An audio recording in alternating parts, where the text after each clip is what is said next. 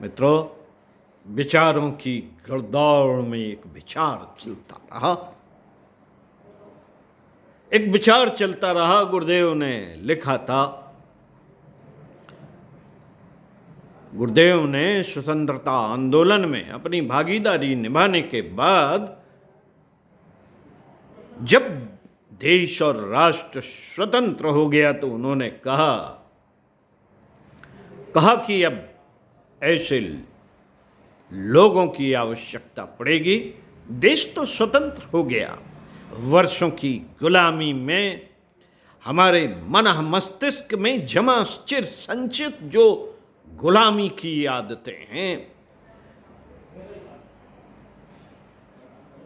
उन्हें हटाना साधारण काम नहीं, उसकी झाड़ू लगानी पड़ेगी।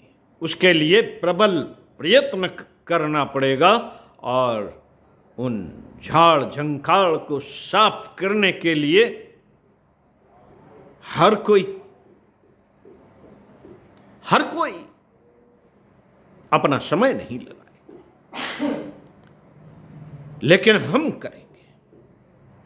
हम करेंगे लोगों के मन मस्तिष्क में जो चिर संचित हजारों वर्ष की गुलामी से जो आदतें जड़ जमा कर बैठ गई हैं, उनको साफ करने का काम हम करेंगे।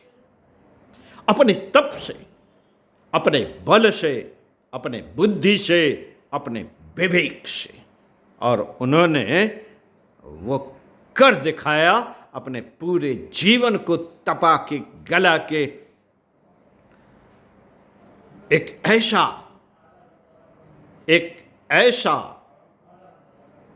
तंत्र तैयार किया, एक ऐसी मिशनरी तैयार की, एक ऐसा मिशन बनाया जो हिमालय ऋषि सत्ताओं के द्वारा बनाया गया सूक्ष्म जगत में है और चल रहा है। स्थूल में उसकी योजनाएं और सारा का सारा ढांचा खांचा खड़ा करने का काम केवल परम पूज्य गुरुदेव वेद मूर्ति तपोनिष्ठ पंडित श्री राम शर्मा आचार्य जी द्वारा किया गया। और उन्होंने ये कहा कि स्थूल शरीर से जितना हो सकता था वो कर दिया, लेकिन सूक्ष्म शरीर में बहुत ताकत होती है।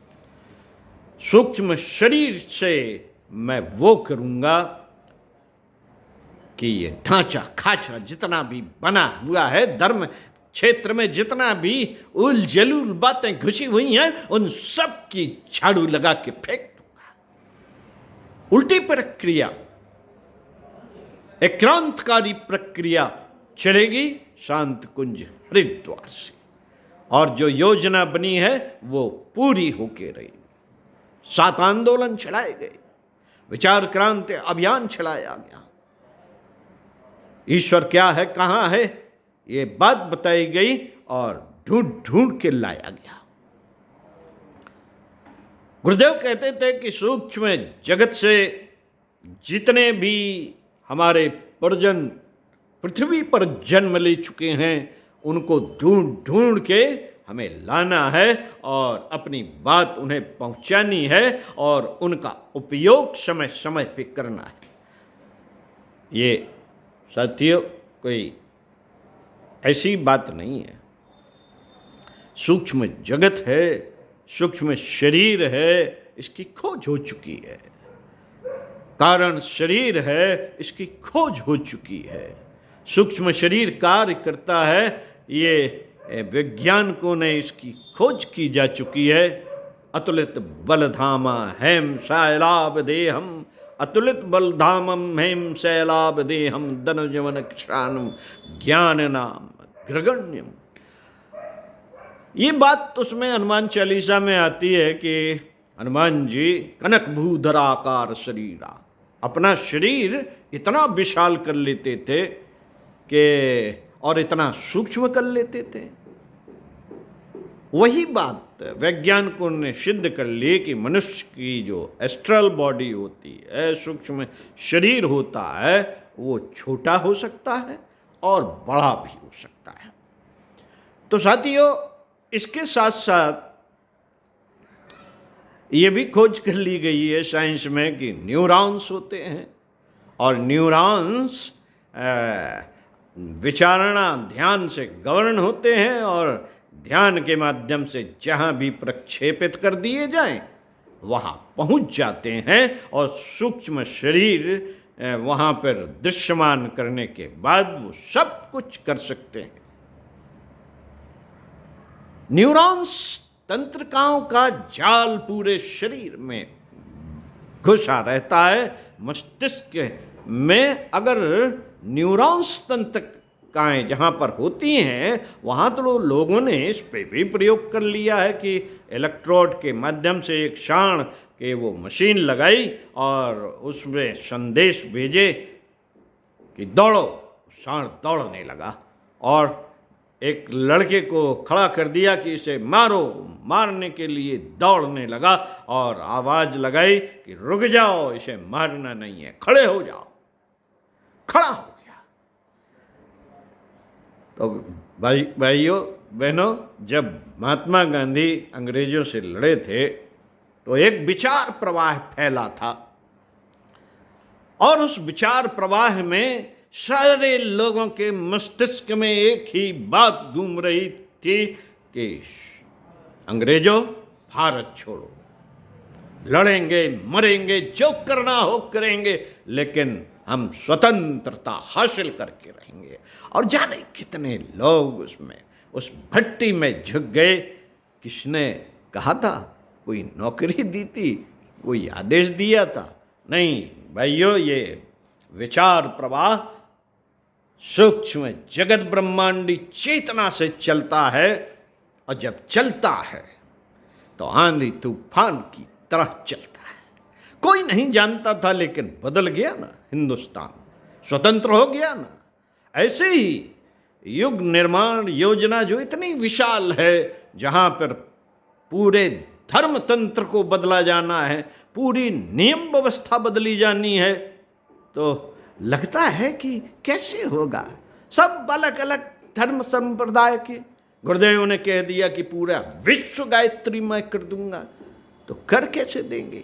जो चेतना होती है, जो ब्रह्मांडी चेतना होती है, उसका विज्ञान है।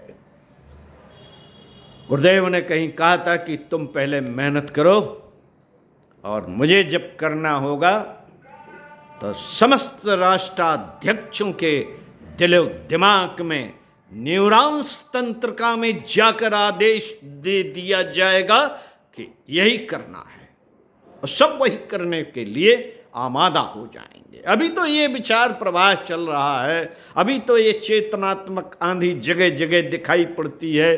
कहीं 108 कुंडी यज्ञ, कहीं 1000 कुंडी यज्ञ के माध्यम से, कहीं शक्ति कलश यात्रा के माध्यम से वो दृश्य दिखता है।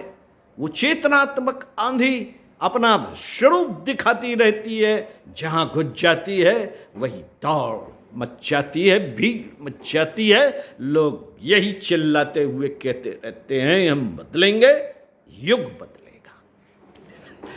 तो